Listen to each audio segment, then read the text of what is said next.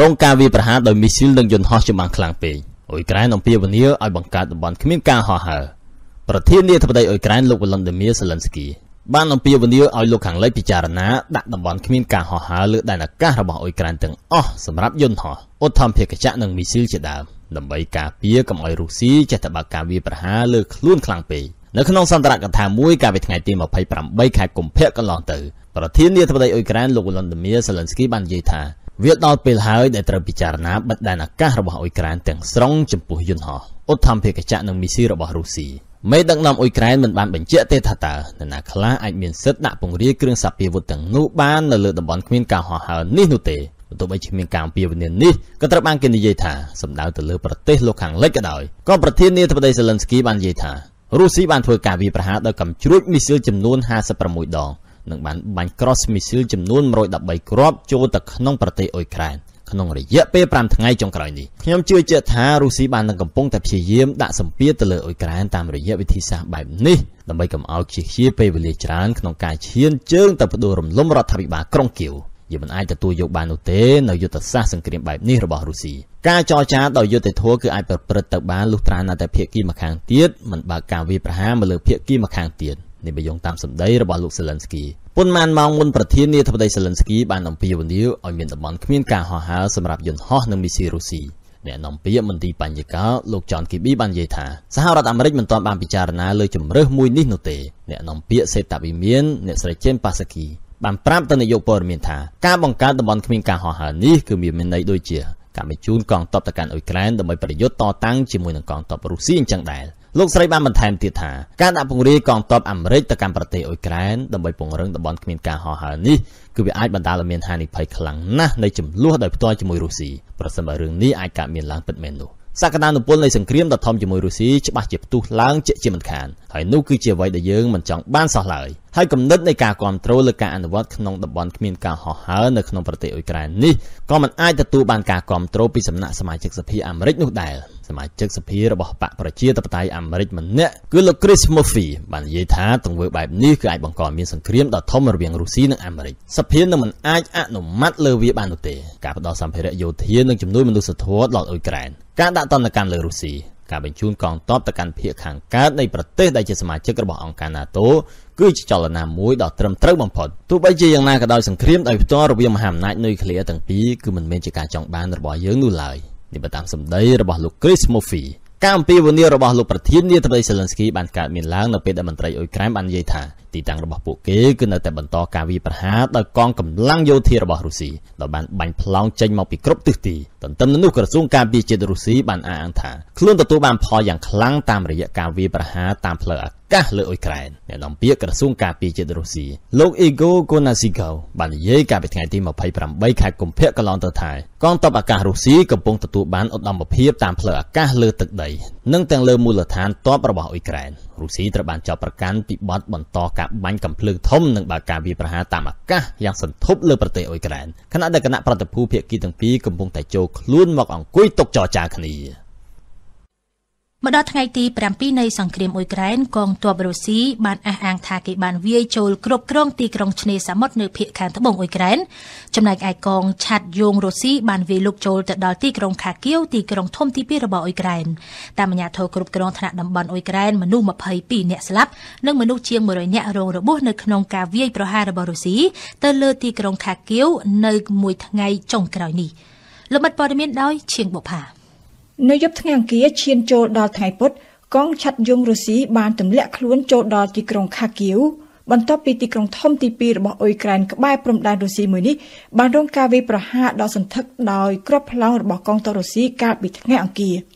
នេះបើតាមការប្រកាសរបស់កងទ័ពអ៊ុយក្រែននៅលើបណ្ដាញ Telegram នៅថ្ងៃពុធទី2មីនា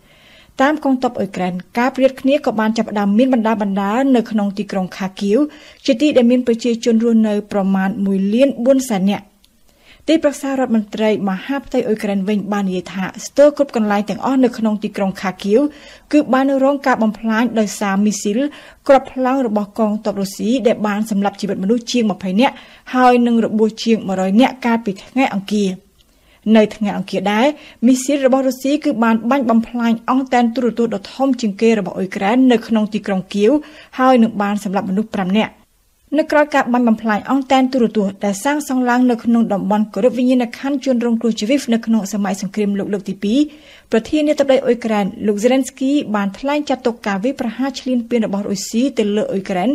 ថាជាចេតនារបស់រុស្ស៊ីដែលចង់កម្ចាត់ប្រជាជនអ៊ុយក្រែនបំបត្តិប្រវត្តិសាស្ត្ររបស់អ៊ុយក្រែនហើយនឹងលុបបំផ្លាញអ៊ុយក្រែនពីផែនទីពិភពលោក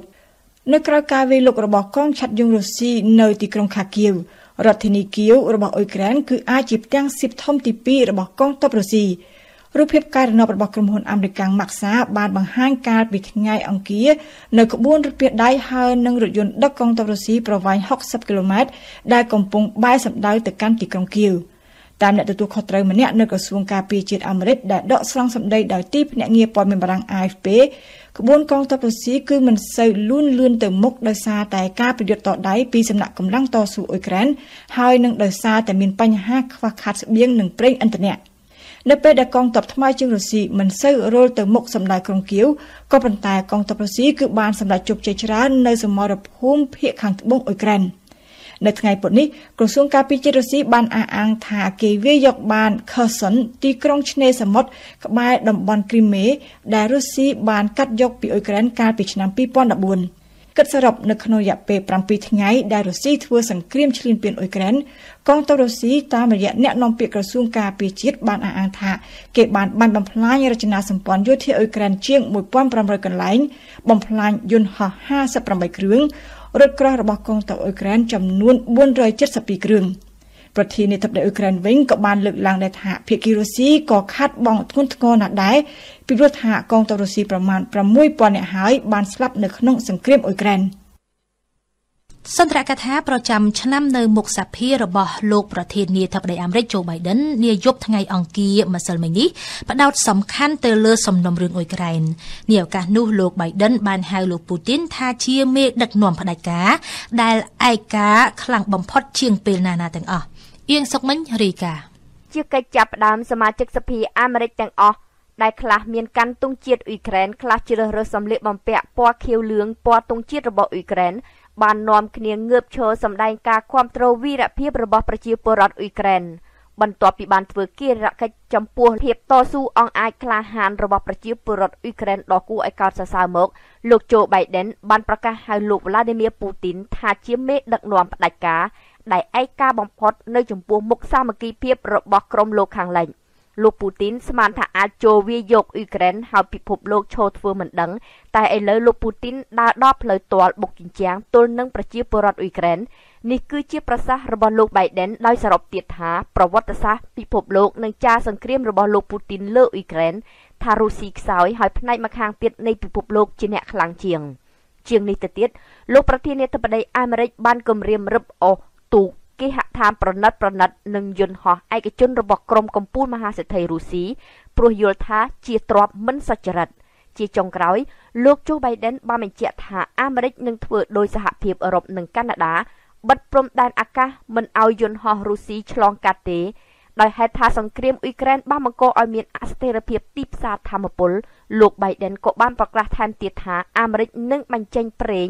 ពីស្តុកចំនួន30លានធុងបារីលហើយកំពុងតែធ្វើការជាមួយនឹងបណ្ដាប្រទេសចំនួន30ផ្សេងទៀតដើម្បីរិះរោចយុទ្ធសាស្ត្របញ្ចេញប្រេងពីស្តុកពិភពលោកឲ្យបានដល់60លានធុងបារីលឬក៏ច្រើនជាងនេះផងប្រសិនបើចាំបាច់សន្ទរកថាមុខសភារបស់លោកโจ Biden បានទទួលការគាំទ្រយ៉ាងពេញទំហឹងពីសមាជិកទាំងពីរគណៈបកដែលជានិមិត្តរូបនៃសាមគ្គីភាពជាធ្លុងមួយចំពោះអ៊ុយក្រែនក៏ប៉ុន្តែនៅពេលលោកប្រធានាធិបតីឆ្លៀតនិយាយការពីអំពីការធ្វើកំណែទម្រង់នយោបាយក្នុងស្រុកសម្លេងស្នូលទះដៃមិនសូវឮរំពងខ្លាំងទេប៉ូឡូញនិងប៊ុលហ្គារីបដិសេធការផ្គត់ផ្គង់យន្តហោះច្បាំងដល់អ៊ុយក្រែនប្រធានាធិបតីប៉ូឡូញលោកអាន់ដ្រីឌូដាបាននិយាយថាប្រទេសរបស់លោកនិងអង្គការ NATO នឹងមិនបញ្ជូនយន្តហោះច្បាំងណាមួយទៅកាន់អ៊ុយក្រែនទេព្រោះវានឹងបើកការជ្រៀតជ្រែកផ្នែកយោធានៅក្នុងចំនួនអ៊ុយក្រែននេះបញ្យល់តាមការចេញផ្សាយដោយសារព័ត៌មាន RT នៅថ្ងៃអង្គារទី1ខែមីនាឆ្នាំ2022ប្រធានអង្គការ NATO លោក Jens Stoltenberg បាននិយាយថាយើងមិនចូលរួមចំនួននោះទេ NATO មិនមែនជាភាគីនៅចំនួននោះទេក្រសួងការពារជាតិប៊ុលហ្គារីក៏បានបញ្ជាក់នៅមុននេះបន្តិចថាខ្លួនក៏មិនបញ្ជូនយន្តហោះច្បាំងទៅអ៊ុយក្រែនដែរបើទោះបីជាកងទ័ពអាកាសអ៊ុយក្រែនបានអះអាងនៅលើគេហទំព័រ Facebook របស់ខ្លួនថា ប្រទេសប៉ូឡូញស្លូវ៉ាគីនិងប៊ុលហ្គារីនឹងបញ្ជូនយន្តហោះយោធាក៏ដោយក្រុមហ៊ុន Nord Stream 2 ដាក់ពាក្យប្រកាសខ្សែធនក្រោយរុស្ស៊ីវាយប្រហារអ៊ុយក្រែនក្រុមហ៊ុនសាងសង់បំពង់អ៊ូស្ម៉ាន់ Nord Stream 2 បានដាក់ពាក្យប្រកាសខ្សែធនហើយបន្ទាប់ពីរដ្ឋាភិបាលអាល្លឺម៉ង់បញ្ឈប់ប្រតិបត្តិការបំពង់អ៊ូស្ម៉ាន់ដែលជាគម្រោងរួមគ្នាជាមួយរុស្ស៊ីបន្ទាប់ពីទីក្រុងមូស្គូបើកប្រតិបត្តិការយោធាលើអ៊ុយក្រែននេះវាយោងតាមការចេញផ្សាយដោយសារព័ត៌មាន South China Morning Post នៅថ្ងៃពុធទី2ខែមីនាឆ្នាំ2022ព័ត៌មានខ្សែធនខាងលើក៏ត្រូវបានប្រកាសដោយអ្នកស្រី Silva Talman-Goods ជានាយកសេដ្ឋកិច្ចនៃក្រុមហ៊ុន Nord Stream 2 នៅក្នុងបទសម្ភាសន៍ជាមួយនឹងប្រព័ន្ធផ្សព្វផ្សាយរដ្ឋ Swiss SRF នៅថ្ងៃអង្គារសប្តាហ៍នេះលោកស្រីបានបញ្ជាក់ដូចនេះថាក្រុមហ៊ុន Nord Stream បានខ្សែធនដោយសារតែទណ្ឌកម្មរបស់សហរដ្ឋអាមេរិកកាលពីសប្តាហ៍មុនលោកស្រីបន្ថែមថាក្រុមហ៊ុនបានជូនដំណឹងដល់អាជ្ញាធរក្នុងតំបន់ហើយថាខ្លួនបានដាក់ពាក្យប្រកាសខ្សែធនហើយបុគ្គលិកទាំងអស់106នាក់ក៏ត្រូវបាត់បង់ការងារគូបញ្ជាក់ថា Nord Stream 2 គឺជាក្រុមហ៊ុនសាងសង់បំពង់អ៊ូស្ម៉ាន់មានមូលដ្ឋាននៅក្នុងប្រទេសស្វីសហើយក្រុមហ៊ុននេះគឺជាបុត្រសម្ព័ន្ធរបស់ក្រុមហ៊ុនយក្សរុស្ស៊ី Gazprom ក្រុមហ៊ុនប្រេងដ៏ធំ ExxonMobil បានអះអាងនៅថ្ងៃអង្គារម្សិលមិញថាគេសម្រេចទុកប្រេងនិងប្រតិបត្តិការអ៊ូស្ម៉ាន់ក្នុងប្រទេសរុស្ស៊ីដែលមានតម្លៃជាង$4000 លានចោលព្រមទាំងបញ្ឈប់ការវិនិយោគនៅរុស្ស៊ីហើយដោយសារតែមូស្គូឈ្លានពានអ៊ុយក្រែនការប្រកាសរបស់ក្រុមហ៊ុនប្រេងយក្សនេះគឺបន្ទាប់ពីក្រុមហ៊ុនធំៗរបស់បច្ចិមលោកបានប្រកាសបញ្ឈប់ប្រតិបត្តិការនៅរុស្ស៊ីដោយសារតែការវាយប្រហារអ៊ុយក្រែនសូមបញ្ជាក់ថាក្រុមហ៊ុនរុករកនិងផលិតប្រេង ExxonMobil បានធ្វើប្រតិបត្តិការយ៉ាងសកម្មក្នុងការរកប្រេងនិងអ៊ូស្ម៉ាន់ដែលមានទឹកប្រាក់រាប់ពាន់លានដុល្លារនៅលើកោះ Sakhalin របស់រុស្ស៊ីយោងតាមរបាយការណ៍ចុងក្រោយគិតត្រឹមខែកុម្ភៈឆ្នាំ2022ហេដ្ឋារចនាសម្ព័ន្ធរបស់ ExxonMobil នៅរុស្ស៊ីមានជាង$4000 លានរដ្ឋមន្ត្រីហិរញ្ញវត្ថុបារាំងលោក Bruno Le Maire បាននិយាយនៅថ្ងៃអង្គារម្សិលមិញថាអឺរ៉ុបកំពុងតែធ្វើសង្គ្រាមផ្ដួលរំលំសេដ្ឋកិច្ចរបស់រុស្ស៊ីដើម្បីជាការដាក់ទណ្ឌកម្មចំពោះមូស្គូដែលឈ្លានពានអ៊ុយក្រែនភ្លាមមួយរំពេចមន្ត្រីជាន់ខ្ពស់វិមានក្រមឡាំងបានចេញមុខប្រមានឲ្យរដ្ឋមន្ត្រីបារាំងប្រយ័ត្នសម្ដីរបស់ខ្លួននិងបានគំរាមពីគ្រោះថ្នាក់ដែលកើតចេញពីសង្គ្រាមសេដ្ឋកិច្ចរវាងអឺរ៉ុបជាមួយនឹងរុស្ស៊ីលំអិតបន្តដោយអង្គមអនយើងកំពុងតែធ្វើទាំងសង្គ្រាមសេដ្ឋកិច្ចនិងសង្គ្រាមហិរញ្ញវត្ថុទៅលើរុស្ស៊ីយើងនឹងធ្វើឲ្យសេដ្ឋកិច្ចរបស់រុស្ស៊ីដួលរលំនេះគឺជាសម្ដីរបស់រដ្ឋមន្ត្រីហិរញ្ញវត្ថុបារាំងដែលបានប្រាប់ទៅកាន់វិទ្យុ France Info កាលពីព្រឹកថ្ងៃអង្គារម្សិលមិញនៅក្រៅពេលដែលបារាំងសហភាពអឺរ៉ុបនិងប្រទេសជាច្រើនផ្សេងទៀតប្រកាសថានឹងបន្ថែមទណ្ឌកម្មថ្មីទៅលើទីក្រុងមូស្គូនៅថ្ងៃអង្គារដដែលនោះអតីតប្រធានាធិបតីរុស្ស៊ីគឺលោក Dmitry Medvedev ដែលបច្ចុប្បន្នមានឋានៈជាមន្ត្រីសន្តិសុខជាន់ខ្ពស់រុស្ស៊ីបានឆ្លើយតបវិញតាមរយៈសារទ្វីតថារដ្ឋមន្ត្រីបារាំងខ្លះបានប្រកាសសង្គ្រាមសេដ្ឋកិច្ចប្រឆាំងនឹងរុស្ស៊ីសូមប្រយ័ត្នសម្ដីរបស់អ្នកសុភាពបរិសុទ្ធទាំងឡាយហើយចូលកុំភ្លេចថានៅក្នុងប្រវត្តិសាស្ត្រមនុស្សជាតិសង្គ្រាមសេដ្ឋកិច្ចជារឿយៗតែងតែនាំមកនូវគ្រោះថ្នាក់ធំបន្តិចក្រោយមករដ្ឋមន្ត្រីហិរញ្ញវត្ថុបារាំងបានប្រាប់ទីភ្នាក់ងារសារព័ត៌មានបារាំង AFP ថាភាសានិយាយរបស់លោកមិនសមរម្យនិងបានបញ្ជាក់បន្ថែមទៀតថាអឺរ៉ុបគ្មានចំនួននោះទេជាមួយនឹងប្រជាជនរុស្ស៊ីគួរកត់សម្គាល់ថាទោះបីជាស្ថិតនៅក្នុងកលៈទេសៈសង្គ្រាមក៏ដោយក៏លោកប្រធានាធិបតីបារាំងម៉ាក្រុងបានព្យាយាមបន្តបើកកិច្ចសន្ទនាជាមួយនឹងសមាភាគីរុស្ស៊ីគឺលោកពូទីនដែរហើយមេដឹកនាំទាំងពីរក៏បានជជែកគ្នាតាមទូរស័ព្ទម្ដងទៀតកាលពីថ្ងៃច័ន្ទទី28កុម្ភៈក៏ប៉ុន្តែក្នុងពេលជាមួយគ្នានេះរដ្ឋមន្ត្រីបារាំងបាននឹងកំពុងប្រើវោហារសាស្ត្រមិនប្រកបប្រជាកាន់តែខ្លាំងឡើងដើម្បីពិពណ៌នាអំពីយុទ្ធសាស្ត្ររបស់លោកខាងលិចក្នុងការច្របាច់កសេដ្ឋកិច្ចរុស្ស៊ីនិងការចាត់វិធានការប្រឆាំងនឹងក្រុមអ្នកជំនួញក្រាក់ៗដែលស្និទ្ធនឹងលោកពូទីនជាក់ស្ដែងកាលពីយប់ថ្ងៃច័ន្ទដើមសប្តាហ៍នេះរដ្ឋមន្ត្រីការបរទេសបារាំងបានប្រាប់ទូរទស្សន៍ BFM ថាក្រុមសេដ្ឋីជំនួញដ៏មានឥទ្ធិពលរបស់រុស្ស៊ីគួរតែមានការប្រុងប្រយ័ត្នពីព្រោះថាក្នុងបញ្ជីរបស់អឺរ៉ុបមានកំណត់គោលដៅក៏ដូចជាមុខសញ្ញាសំខាន់ៗរួចអស់ហើយទាក់ទងរឿងនេះគួររំលឹកជូនដែរថាដើម្បីឆ្លើយតបទៅនឹងទង្វើរបស់រុស្ស៊ីដែលវាយប្រហារលើអ៊ុយក្រែនសហរដ្ឋអាមេរិកនិងបណ្ដាសម្ព័ន្ធមិត្តបានដាក់ទណ្ឌកម្មលើធនាគារកណ្ដាលរុស្ស៊ីអ្នកជំនួញស្និទ្ធនឹងក្រុងមូស្គូប្រធានាធិបតីពូទីននិងមន្ត្រីរដ្ឋការរបស់លោកព្រមទាំងបានដកធនាគាររុស្ស៊ីចេញពីប្រព័ន្ធទូទាត់លុយអន្តរជាតិដែលមានឈ្មោះថា SWIFT ទៀតផងតកតង ទៅនឹងរុស្ស៊ីអ៊ុយក្រែនដែរគឺមានបរិសុទ្ធជនជាតិជប៉ុនប្រមាណជា70នាក់ដោយក្នុងនោះមាន50នាក់ជាអតីតកងកម្លាំងការពារជាតិជប៉ុនផងនៅថ្ងៃអង្គារម្សិលមិញបានសម្រេចស្ម័គ្រចិត្តធ្វើដំណើរទៅកាន់ប្រទេសអ៊ុយក្រែនដើម្បីប្រឆាំងទៅនឹងការឈ្លានពានរបស់រុស្ស៊ីនេះបើតាមសេចក្តីរាយការណ៍របស់សារព័ត៌មាន Reuters នៅថ្ងៃពុធនេះដែលបញ្ជាក់ថាការស្ម័គ្រចិត្តនេះគឺបន្ទាប់ពីលោកប្រធានាធិបតីអ៊ុយក្រែន Volodymyr Zelensky បានអំពាវនាវកាលពីថ្ងៃអាទិត្យឲ្យមានចលនាស្ម័គ្រចិត្តអន្តរជាតិប្រឆាំងរុស្ស៊ីស្ថានទូតអ៊ុយក្រែនប្រចាំនៅប្រទេសជប៉ុនបានបញ្ជាក់ថាគេទទួលបានការស្នើសុំស្ម័គ្រចិត្តយ៉ាងច្រើនក្រោយពីបានប្រកាសលើបណ្ដាញ Twitter ស្វែងរកអ្នកស្ម័គ្រចិត្តជួយផ្នែកសុខាភិបាលទំនាក់ទំនងបច្ចេកវិទ្យាអ្នកមានបទពិសោធន៍ក្នុងផ្នែកពន្លត់អគ្គិភ័យនិងផ្នែកប្រយុទ្ធនានាជាដើមសង្គ្រាមអ៊ុយក្រែនកំពុងតែបង្កឲ្យមានវិបត្តិជនភៀសខ្លួនអង្គការសហប្រជាជាតិបានលើកឡើងពីការរត់ផ្លាស់ទីរបស់ប្រជាជនក្នុងស្រុកនិងការរត់ភៀសខ្លួនចាកចេញពីប្រទេសអ៊ុយក្រែននៅថ្ងៃអង្គារទី1ខែមីនាម្សិលមិញអង្គការសហប្រជាជាតិនិងអង្គការដៃគូបានអំពាវនាវស្វែងរកថវិកាបន្ទាន់ជាង$1,700 លានសម្រាប់ជំនួយមនុស្សធម៌នៅអ៊ុយក្រែននៅក្នុងចំណោមនោះថវិកាជាង$1,000 លាននឹងត្រូវប្រើចាំបាច់ដើម្បីជួយប្រជាជនក្នុងស្រុកអ៊ុយក្រែនជាង6 លាននាក់សម្រាប់រយៈពេល3ខែអង្គការសហប្រជាជាតិបានវាយតម្លៃថាមនុស្សប្រមាណ12 លាននាក់នឹងត្រូវការជំនួយនៅអ៊ុយក្រែនចំណែកមនុស្សជាង4 លាននាក់នឹងត្រូវរត់ភៀសខ្លួនដើម្បីគេចចេញពីសង្គ្រាមនៅអ៊ុយក្រែននៅក្នុងរយៈពេល1សប្តាហ៍ដំបូងនៃសង្គ្រាមឈ្លានពានរបស់រុស្ស៊ីនៅលើទឹកដីអ៊ុយក្រែនមនុស្សជាង600,000នាក់បានរត់ចេញពីអ៊ុយក្រែនទៅជ្រកកោននៅប្រទេសជិតខាងអង្គការសហប្រជាជាតិត្រូវការថវិកាប្រមាណ$550 លានសម្រាប់សម្រាលបន្ទុកប្រទេសទទួលជនភៀសខ្លួនដូចជាប៉ូឡូញដែលមានព្រំប្រទល់ជាមួយនឹងអ៊ុយក្រែនលោកស្រី Celine Zismit អ្នកតំណាងរបស់ឧត្តមស្នងការអង្គការសហប្រជាជាតិទទួលបន្ទុកជនភៀសខ្លួនប្រចាំប្រទេសបារាំងបាននិយាយថាចំនួនជនភៀសខ្លួនដែលរត់គេចចេញពីសង្គ្រាមនៅអ៊ុយក្រែនបានកើនឡើងពី1ម៉ោងទៅ1ម៉ោងសូមស្ដាប់ការលើកឡើងរបស់លោកស្រី Celine Zismit ប្រែសម្រួលដោយឈឹមបុប្ផាLe chiffre de 500,000 réfugiés dans les pays voisins a été atteint, peut-être plus à l'heure ចំនួនប្រជាជនអ៊ុយក្រែនដែលរត់ភៀសខ្លួនទៅក្នុងទឹកដីប្រទេសជិតខាងបានកើនឡើងដល់500,000នាក់ហើយនឹងអាចច្រើនជាងនេះពីព្រោះថាចំនួនជនភៀសខ្លួនចេះតែកើនឡើងពី1ម៉ោងទៅ1ម៉ោងអ្វីដែលយើងដឹងច្បាស់នៅពេលនេះគឺមានជនភៀសខ្លួន500,000នាក់ហើយដែលបានរត់ចាក់ចេញពីអ៊ុយក្រែនទៅប្រទេសជិតខាងនៅក្នុងនោះ280,000 នាក់បានរត់ចូលទឹកដីប៉ូឡូញ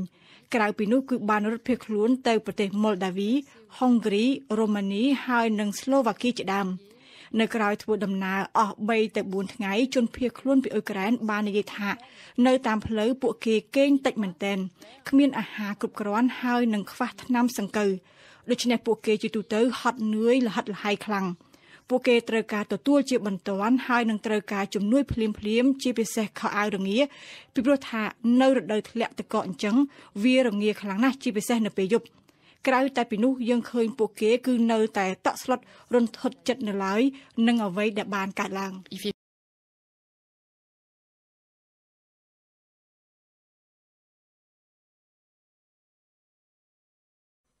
គៀវគឺជារដ្ឋធានីហើយកាគៀវក្រុងធំទី2របស់ប្រទេសព្រមទាំងក្រុងធំជាច្រើនរបស់អ៊ុយក្រែនបានរងការវាយប្រហារពីសំណាក់កងទ័ពរុស្ស៊ីកាន់តែសន្ធប់ឡើងថ្មីបើជ្រៀតចូលបានកាន់តែច្រើនមែនក៏ប៉ុន្តែរុស្ស៊ីមិនបានសម្រេចបំណងដោយការក្រុងទុកនោះទេព្រោះតែកម្លាំងតស៊ូរបស់យោធានិងពលរដ្ឋស៊ីវិលអ៊ុយក្រែនក្រាញខ្លាំងណាស់សម្រាប់ពេលនេះជាកម្លាំងតស៊ូដោយស្មារតីការពារនិងបង្រួបបង្រួមជាតិដែលបានចាក់ឫសចាក់គល់កាន់តែមាំតាំងពីផ្ទុះសង្គ្រាមនៅភាគខាងកើតប្រទេសក្នុងតំបន់ដុនបាសកាលពីឆ្នាំ2014មកដូច្នេះតើកម្លាំងតស៊ូអ៊ុយក្រែននេះចេញមកពីណាសូមស្ដាប់បទអន្តរាគមន៍របស់អៀងសុខមិញបាទតាមលោកស្រីសាស្ត្រាចារ្យជាអ្នកស្រាវជ្រាវវិទ្យាសាស្ត្រនយោបាយឯកទេសខាងសង្គមក្រោយសម័យសហភាពសូវៀតនៅសាកលវិទ្យាល័យ Nanterre Paris Anna Colin Lebedev ស្មារតីតស៊ូរបស់ប្រជាពលរដ្ឋអ៊ុយក្រែនបានផុសឡើងដោយពិតនិងស្រុះគ្នាជាទ្រង់ទ្រាយធំដើម្បីការពារប្រទេសដែលជារដ្ឋឯករាជ្យគឺជាកម្លាំងតស៊ូដែលមានគ្រប់ស្រទាប់ដំបូងគេគឺក្នុងជួរកងទ័ពកាលពីឆ្នាំ2014ពេលមានចំនួននៅភាគខាងកើតភ្លាមទាហានអ៊ុយក្រែនគ្មានគំនិតនិងកម្លាំងតស៊ូការពារជាតិដូចនេះទេតែយោធាអ៊ុយក្រែនពេលនេះខុសពីពេលមុនបញ្ហាពុករលួយនៅតែមានតែរដ្ឋនិងពលរដ្ឋចាប់ផ្ដើមយល់ដឹងអំពីការគំរាមកំហែងរបស់រុស្ស៊ីហើយសម្រាប់ធ្វើទំនើបកម្មវិស័យការពារជាតិបូកផ្សំនឹងការគ្រប់គ្រងជាសម្ភារៈជាការអប់រំបំពាក់បំពន់ហើយបានក្លាយជាដៃគូរបស់អូតង់និងបណ្ដាប្រទេសលោកខាងលិចមក យោធាអ៊ុយក្រែនមានអាវុធមានគ្រឿងបរិក្ខារមានគុណភាពជាងមុនចំនួនកងទ័ពក៏បានកើនឡើងយ៉ាងខ្លាំងដែរទី2គឺការតស៊ូក្នុងជួរកងកម្លាំងការពារដែនដីដែលបង្កើតឡើងនៅក្នុងឆ្នាំ2014ដែរគឺជាកងកម្លាំងពលរដ្ឋស៊ីវិលស្ម័គ្រចិត្តកាន់អាវុធស្ថិតនៅក្រោមការគ្រប់គ្រងរបស់យោធាតែពុំមានការបំពាក់បំពន់ដើម្បីឲ្យបានក្លាយទៅជាទាហានអាជីពទេខ្លះក៏បានចូលបម្រើក្នុងជួរកងទ័ពខ្លះក៏ចាក់ចេញពីសមរភូមិទៅវិញហើយទើបតែនឹងប្រមូលផ្ដុំជាថ្មីនៅពេលនេះជាចុងក្រោយគឺក្រមប្រជាពលរដ្ឋស៊ីវិលសាមញ្ញស្រីប្រុសធម្មតាដែលគ្មានពាក់ព័ន្ធសោះនឹងផ្នែកយោធាតែព្រមកាន់អាវុធដែលរដ្ឋាភិបាលចែកឲ្យជាប្រភេទកាំភ្លើងអាកាសឬក៏ចូលរួមរៀបចំជាតិផ្ទុះចេញទៅប្រឈមនៅសមរភូមិជួរមុខឬក៏ទទួលបន្ទុកជំនះសង្គ្រោះអ្នកទុនខ្សោយជាងនេះគឺជាស្មារតីជាតិនិយមជាតិធ្លុងមួយដែលបានកើតឡើងដោយឯកឯងជាសត្យានុម័តប្រឈមនឹងសត្រូវតែមួយរបស់អ៊ុយក្រែនគឺលោក Vladimir Putin ជាងនេះទៅទៀតសន្ទុះចិត្តតស៊ូការពារប្រទេសកាន់តែសន្ធោសន្ធៅខ្លាំងថែមទៀតនៅពេលឃើញប្រធានាធិបតីដែលធ្លាប់តែរងការរិះគន់ពីមុនបានបង្ហាញវីរភាពក្លាហានកាន់អាវុធចេញការពារប្រទេសបើទោះបីជាលោកពុំធ្លាប់បានទទួលការសិក្សាផ្នែកយោធាសោះក៏ដោយពាក់អាវពណ៌គូគីចុះថ្នល់ជាមួយទាហាននៅតាមផ្លូវក្រុងគៀវលោកប្រធានាធិបតីអ៊ុយក្រែន Zelensky កំពុងតែបង្ហាញឲ្យពលរដ្ឋមើលឃើញអំពីភាពខុសគ្នារវាងលោកនិងអតីតប្រធានាធិបតីអ៊ុយក្រែនមុនគឺ Viktor Yanukovych ដែលរត់គេចចេញទៅជ្រកកោននៅរុស្ស៊ីភ្លាមពេលមានបដិវត្តប្រជាជនឬក៏រូបលោកពូទីនផ្ទាល់ដែលអង្គុយយ៉ាងឆ្ងាយពីក្រុមឧត្តមសេនីយ៍របស់ខ្លួននៅពេលប្រជុំក៏ប៉ុន្តែសួរថាតើកងកម្លាំងអ៊ុយក្រែននេះអាចស៊ូនឹងរុស្ស៊ីដែលជាមហាអំណាចយោធាបានប៉ុណ្ណាគ្មាននរណាអាចឆ្លើយបានទេក៏ប៉ុន្តែសម្រាប់ពេលនេះការក្រាញតតាំងរបស់អ៊ុយក្រែនពិតជាបន្លាចាក់ជើងប្រធានាធិបតីពូទីនរារាំងមិនឲ្យផែនការរុស្ស៊ីបានសម្រេចដោយប្រាថ្នាភាពស៊ូរបស់អ៊ុយក្រែនអាចទប់ទល់នឹងរុស្ស៊ីបានដោយមិននឹកស្មានដល់មែនក៏ប៉ុន្តែអ៊ុយក្រែនអាចនឹងជួបមហន្តរាយកាន់តែធំប្រសិនបើលោកពូទីនបដូរយុទ្ធសាស្ត្រធ្វើយ៉ាងណាឲ្យខាងតែដណ្ដើមយកអ៊ុយក្រែនបានដោយប្រើជាឧទាហរណ៍យុទ្ធសាស្ត្របំផ្លិចបំផ្លាញផ្លោងគ្រាប់សម្លាប់ជីវិតជនស៊ីវិលយ៉ាងច្រើនលក្ខណៈគួរឲ្យកត់សម្គាល់ដែរកម្លាំងក្រាញរបស់អ៊ុយក្រែនបានឆ្លុះបញ្ចាំងឲ្យឃើញអំពីភាពចន្លោះប្រហោងរបស់រុស្ស៊ីក្នុងការសម្រេចចិត្តចូលឈ្លានពានអ៊ុយក្រែនមានចំណុចជាច្រើនដែលបង្ហាញថាទាហានរុស្ស៊ីភ្ញាក់ផ្អើលនឹងកម្លាំងតតាំងរបស់អ៊ុយក្រែនតើនេះមកពីមានការផ្ដល់ព័ត៌មានមិនត្រឹមត្រូវឬក៏មកពីលោកពូទីនមិនយកត្រជាក់ស្ដាប់លោកពូទីនអាចមិនដឹងអំពីសមត្ថភាពពិតរបស់ទាហានរុស្ស៊ីក៏ថាបាននេះគឺជាចំណុចមួយដែលអ្នកជំនាញបារាំងដដែលមិនមើលរំលងឡើយអ្វីបើរុស្ស៊ីធ្វើវិនិយោគវិស័យយោធានិងអាវុធយ៉ាងខ្លាំងនារយៈពេលប្រមាណឆ្នាំចុងក្រោយនេះមែនក៏ប៉ុន្តែក្នុងពិភពយោធាក៏ដូចជាស្ថាប័នរុស្ស៊ីផ្សេងទៀតសុទ្ធតែរួមរឹតដោយអំពើពុករលួយអាចពុំមានការវិនិយោគសម្ភារៈបរិក្ខារយោធាបានត្រឹមត្រូវឬមិនឲ្យមានគុណភាពល្អដោយការគិតម្យ៉ាងទៀតទាហានរុស្ស៊ីអាចមិនសូវបានទទួលការហាត់វឹកវើសម្រាប់ចូលប្រយុទ្ធនៅលើសមរភូមិក៏ថាបាន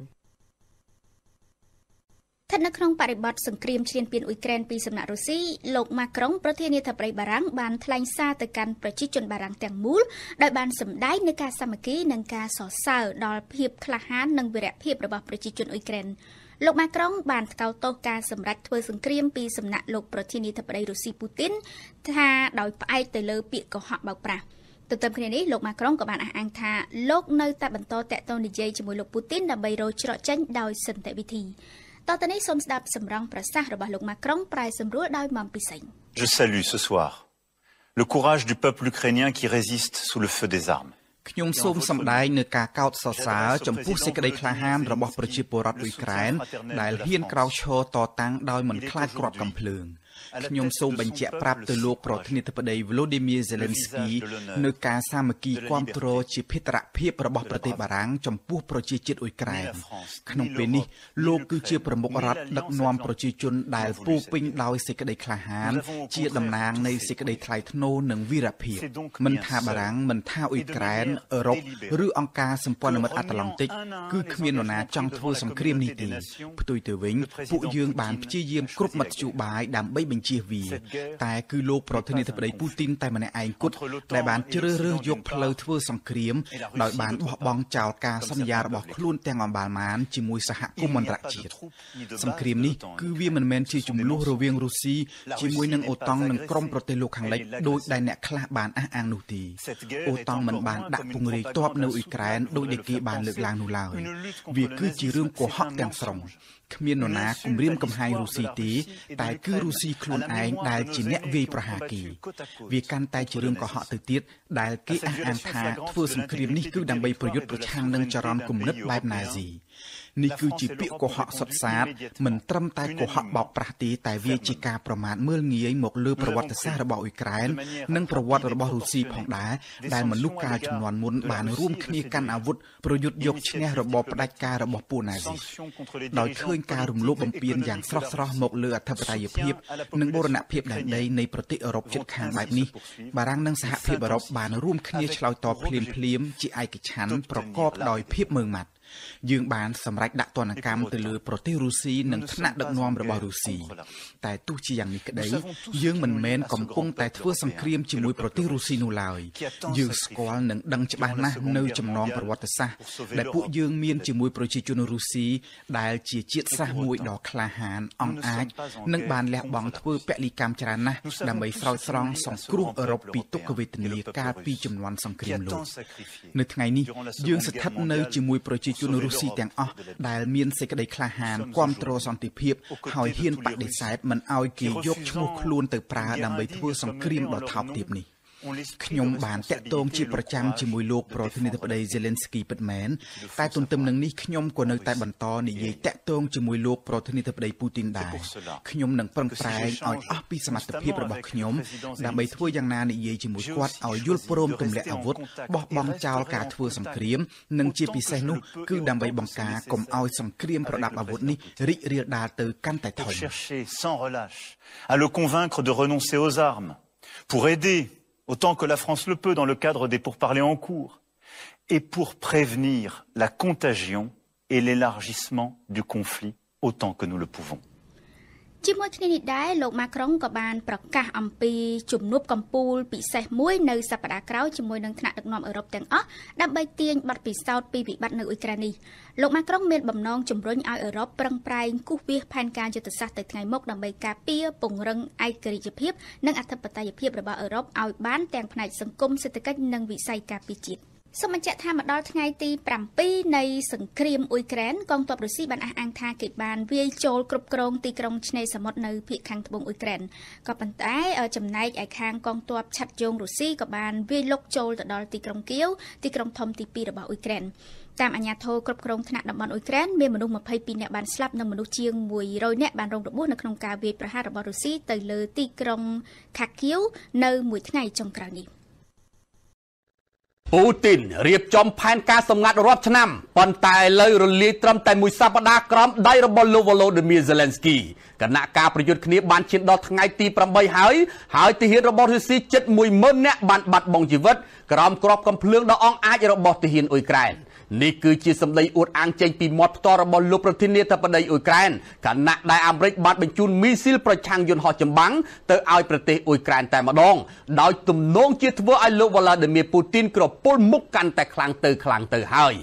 លោកប្រធានាធិបតី Volodymyr Zelensky បានលើកឡើងយ៉ាងដូចនេះថាប្រទេសរបស់លោកបានកំទេចផែនការសម្ងាត់របស់រុស្ស៊ីបានហើយថាលោកមានមោទកភាពជាពន់ពេកចំពោះការតស៊ូរបស់ពលរដ្ឋអ៊ុយក្រែនប្រកបដោយវីរភាពនិងហ៊ានពលីជីវិតដើម្បីប្រឆាំងការឈ្លានពានពីសំណាក់រុស្ស៊ីតារាកំ pl ែងប្រែក្លាយជាប្រធានាធិបតីរូបនេះបានអួតអាងបន្តថារុស្ស៊ីរៀបចំផែនការសម្ងាត់រាប់ឆ្នាំប៉ុន្តែយើងកំទេចឲ្យរលាយក្នុងរយៈពេលត្រឹមតែមួយសប្តាហ៍លោក Volodymyr Zelensky ក៏បានបន្ថែមទៀតផងដែរថាទាហានរុស្ស៊ីប្រហែលជា 9000 នាក់ឯណោះបានបាត់បង់ជីវិតក្រោមដៃរបស់ទាហានអ៊ុយក្រែនបើគិតចាប់តាំងពីពេលដែលរុស្ស៊ីបើកការឈ្លានពានមកប៉ុន្តែទោះបីជាយ៉ាងណាខាងរុស្ស៊ីឯណោះវិញបានចេញមកឆ្លើយតបនិងទទួលស្គាល់ជាលើកដំបូងថា ខាងខ្លួនមានទាហានតែ498នាក់តែប៉ុណ្ណោះបានបាត់បង់ជីវិតនិង1597នាក់ផ្សេងទៀតបានរងរបួសហើយទាហានរុស្ស៊ីក៏បានផ្ដាច់ជីវិតទាហានអ៊ុយក្រែនបានជាង2870នាក់និងធ្វើឲ្យរងរបួសប្រហែលជា3700នាក់ព្រមទាំងចាប់ខ្លួនបាន572នាក់ផងដែរថ្មីត្បិតលោក Volodymyr Zelensky អួតអាងថាកំទេចផែនការសម្ងាត់របស់រុស្ស៊ីបានមែនប៉ុន្តែនៅថ្ងៃនេះរុស្ស៊ីនៅតែបើកការវាយប្រហារយ៉ាងសន្ធាប់ទៅលើទីក្រុងធំៗរបស់អ៊ុយក្រែននិងកំពុងតែបន្តឡោមព័ទ្ធដើម្បីយកបេះដូងរបស់អ៊ុយក្រែនឲ្យខាងតែបានគឺរដ្ឋធានីគៀវក្រោយចូលកាន់កាប់ទីក្រុងកំពង់ផែដែលមានឈ្មោះថាខឺសុនបានសម្រេចនោះប៉ុន្តែរុស្ស៊ីប្រហែលជាអាចជួបការលំបាកខ្លាំងដោយសារតែអ៊ុយក្រែនទទួលបានអាវុធទំនើបពីក្រុមប្រទេសលោកខាងលិចដោយមិនលុះសោះហើយឥឡូវនេះអាមេរិកបានបញ្ជូនមីស៊ីលប្រឆាំងយន្តហោះរាប់រយពាន់ដើមតែម្ដងនៅក្នុងនោះកាលពីថ្ងៃច័ន្ទបានមកដល់200ដើមរួចជាស្រេចទៅហើយសូមបញ្ជាក់ថាសម្រាប់ជនស៊ីវិលដែលបានបាត់បង់ជីវិតនៅអ៊ុយក្រែនខាងអ៊ុយក្រែនអះអាងថាមានជាង2000នាក់ទៅហើយសម្រាប់ជនភៀសខ្លួនទៅប្រទេសជិតខាង UN បានលើកឡើងថាមានជាងរហូតទៅដល់1លាននាក់ឯណោះជិតដល់នាទីចុងក្រោយប្រធានាធិបតីអ៊ុយក្រែនលោក Volodymyr Zelensky បាននិយាយទាំងអួតដាំកអំពីវិនិយោគជាថ្មីឲ្យសហភាពអឺរ៉ុបបង្ហាញជំហរដែលតែងតែថាចង់ជួយអ៊ុយក្រែនគណៈដែលរុស្ស៊ីបន្តវាយកំទេចហេដ្ឋារចនាសម្ព័ន្ធនិងសម្លាប់ពលរដ្ឋស៊ីវិលឥតស្រាកស្រាននៅក្នុងវីដេអូថ្មីមួយដែលបានបញ្ជូនទៅកាន់សភានៃសហភាពអឺរ៉ុបលោក Zelensky បានមានប្រសាសន៍ថាយើងកំពុងតែតស៊ូដើម្បីក្លាយខ្លួនជាសមាជិកសមាភិបនៅក្នុងតំបន់អឺរ៉ុបនៅក្នុងការថ្លែងសន្ទរកថាពីភាសាកំណើតទៅភាសាអង់គ្លេសអ្នកបកប្រែបានបកប្រែសម្ដីរបស់លោក Zelensky ទាំងទឹកភ្នែករលីងរលោងថាសូមបង្ហាញមកថាអ្នកពិតជាចង់ជួយយើងសូមបង្ហាញមកថាអ្នកពិតជាមិនបោះបង់ចោលយើងទេសូមបង្ហាញមកថាអ្នកជាសហភាពអឺរ៉ុបហើយជីវិតពិតជាយកឈ្នះសេចក្តីស្លាប់ហើយសូមបង្ហាញថាពន្លឺពិតជាអាចយកឈ្នះភាពងឹតបានមែននោះជាចុងក្រោយលោក Volodymyr Zelensky បានពោលថាសហភាពអឺរ៉ុបនឹងកាន់តែរឹងមាំបើមានវត្តមានរបស់អ៊ុយក្រែន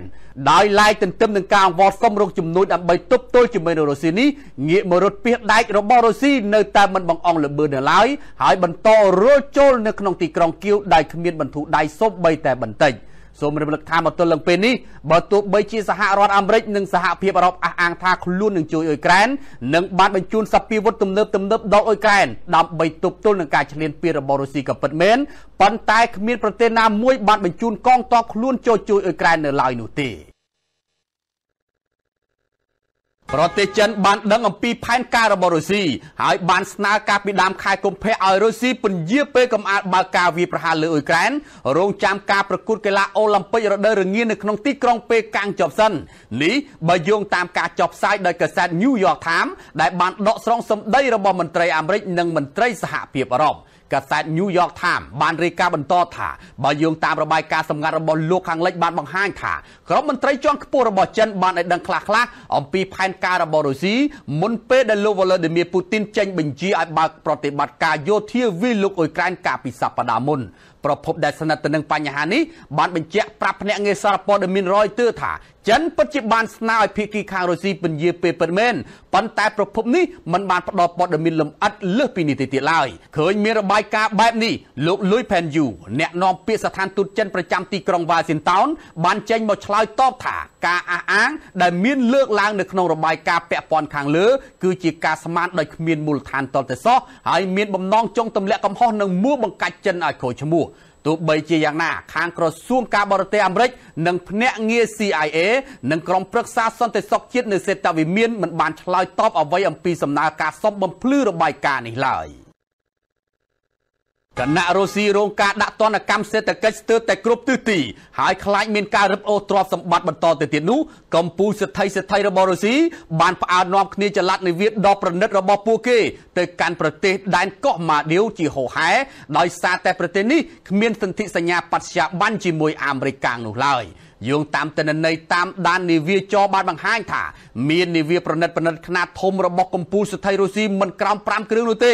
ដែលចល័តនឹងកំពុងតែបណ្តែតខ្លួននៅក្នុងដែនទឹកប្រទេសម៉ាឌីវដោយឡែកបើយោងតាមទស្សនាវដ្តី Forbes បានរាយការណ៍ថាអាល្លឺម៉ង់បានរឹបអូសស្ដេចនាវាប្រណិតរបស់កម្ពុជាស្ថិតរុស្ស៊ីដែលមានឈ្មោះថា Alizé Zmanov មួយគ្រឿងរួចទៅហើយនាវានោះមានតម្លៃខ្ទង់$600 លានឯណោះសូមបញ្ជាក់ថាសេដ្ឋីស្មាណូវគឺស្ថិតនៅក្នុងចំណោមកម្ពុជាស្ថិតរុស្ស៊ីផ្សេងទៀតដែលជាប់នៅក្នុងបញ្ជីទណ្ឌកម្មរបស់សហភាពអឺរ៉ុប